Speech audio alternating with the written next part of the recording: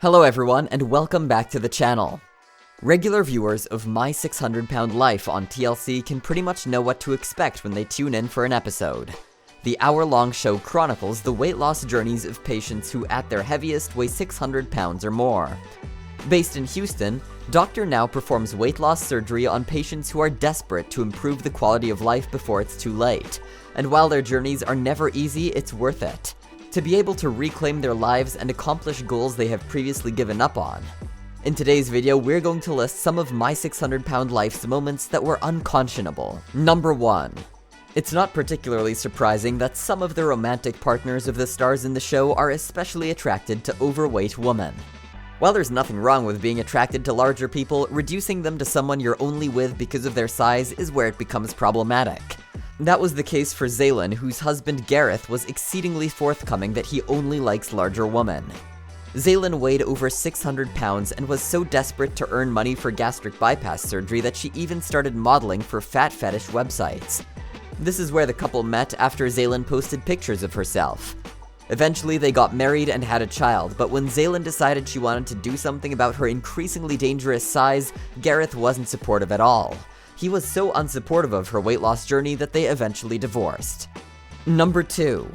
Dr. Now is not only a good surgeon, but also a hero to My 600 Pound Life patients. Many credit him for saving their lives with gastric bypass weight loss surgery. Some patients, however, weren't happy with him.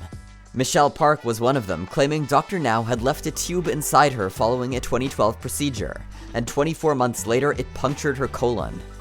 Michelle initiated a lawsuit stating she ended up losing part of her colon and undergoing extreme mental anguish after learning a 6.69-inch tube had been working its way through her body for almost 2 years. Though her malpractice lawsuit claimed surgery expenses, loss of income, pain, mental anguish, and disfigurement, she decided to dismiss it in 2013, which led to many speculations that an out-of-court mediation likely prompted it. Well, what do you think about this case in your opinion? What shall she do now? Let us know in the comments down below, and be sure to subscribe to the channel. Moving on to number 3, Tracy Matthews. When she appeared on the show, Tracy Matthews was a 44-year-old grandma in one of the most dramatic cases of lymphedema and cellulitis in the show's history. When she first appeared on the show in 2017, weighing in at 605 pounds, her health was not stable enough to undergo surgery until she lost 100 pounds. The problem was that over 400 pounds were stored mainly in her legs. At first, her husband Anthony would help her daily by lifting her so she could get out of bed, although he also continued to eat the prohibited food in front of her. The worst moment came when he suddenly refused to take her to a much-needed medical checkup. He said he believed that his wife needed to learn to be more self-reliant if she wanted to get better.